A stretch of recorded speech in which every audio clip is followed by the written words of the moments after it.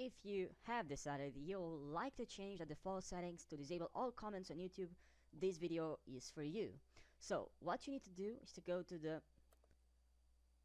the upper right side, and here you'll see your profile, and there tap on YouTube Studio.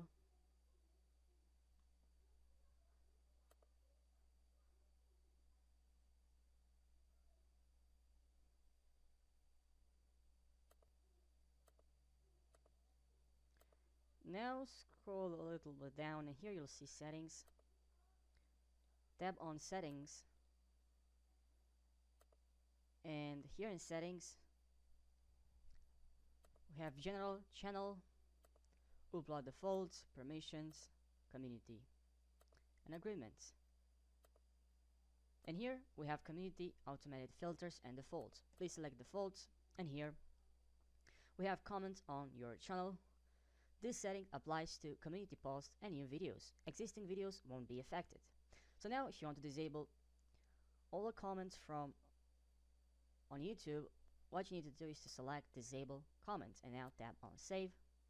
And that's all you need to do to disable comments on YouTube. Thank you for watching this video, and see you in the next one. Take care. Don't forget to subscribe for more tutorials.